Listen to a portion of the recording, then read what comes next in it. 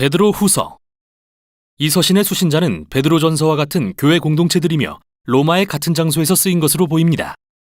베드로는 자신이 곧 죽을 거라는 사실을 알게 되었는데 초기 전승에 따르면 그는 네로 황제의 통치 기간 중 로마 당국에 의해 처형당했습니다.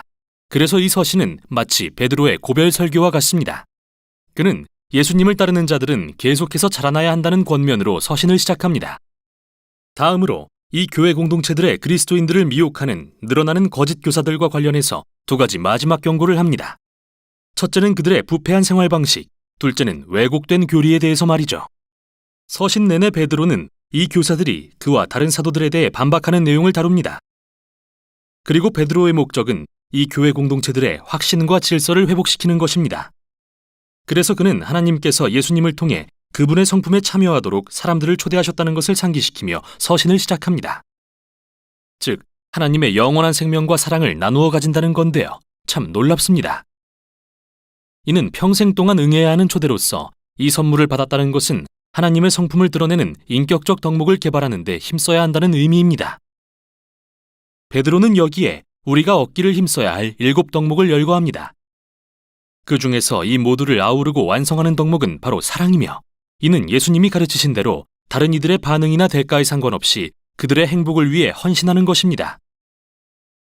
베드로에 따르면 사랑은 하나님의 생명에 참여하는 것입니다. 베드로는 그 후 서신의 목적을 밝힙니다.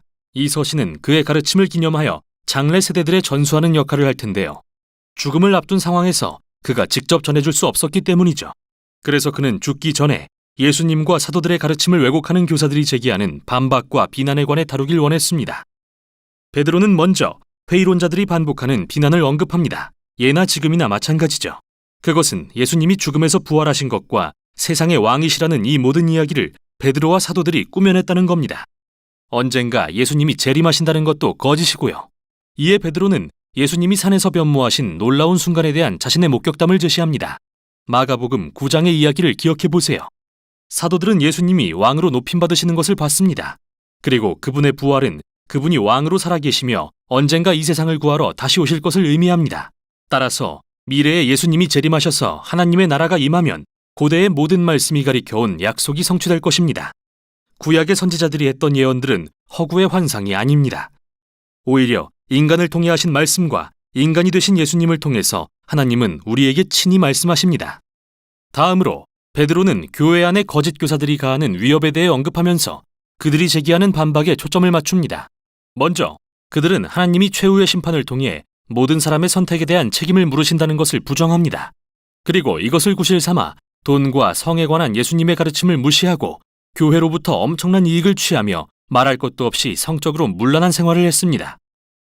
그러나 베드로는 독자들에게 공의의 하나님께서 반역한 자들을 심판하실 수 있고 심판하실 것임을 상기시키죠. 그는 하나님이 심판하셨던 3가지 전례를 떠올립니다. 첫째는 창세기 6장에 나오는 하나님의 아들들의 이야기로서 당시 유명한 유대 문헌인 에녹 1서에 해석되어 있는데요. 이에 따르면 하나님의 아들들은 금기를 어기고 여인들과 동침해 하나님의 심판을 받은 반역한 천사들입니다. 이어서 베드로는 고대의 홍수 이야기 그리고 소돔과 고모라 이야기를 꺼냅니다. 각 이야기에서 반역은 모두 하나님의 심판으로 이어졌습니다. 하지만 베드로는 하나님이 언제나 신실하게 그분의 백성을 구하셨다고 말하면서 롯의 이야기를 예로 듭니다. 그 후 베드로는 이 고대의 이야기들을 거짓 교사들의 부패한 생활 방식과 연결짓는데요. 그들 역시 돈과 성적 쾌락을 줬습니다.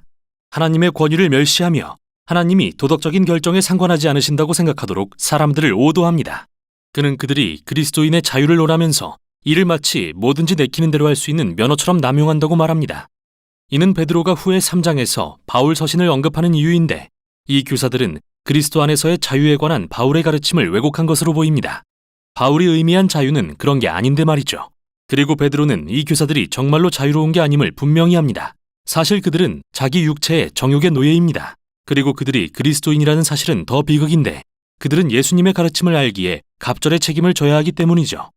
그들은 한심하게도 개가 자기가 토한 것을 다시 먹고 돼지가 씻고 나서 구덩이에 뒹군다는 옛 잠언의 예가 되고 말았습니다. 그러고 나서 베드로는 그 교사들이 최후의 심판을 부정하는 논거에 대해 다룹니다. 그들이 말하길 여러 세대의 하나님의 백성이 태어나고 소망의 성취를 보지 못한 채 세상을 떠났다. 대체 약속된 예수님의 재림은 어디 있는가?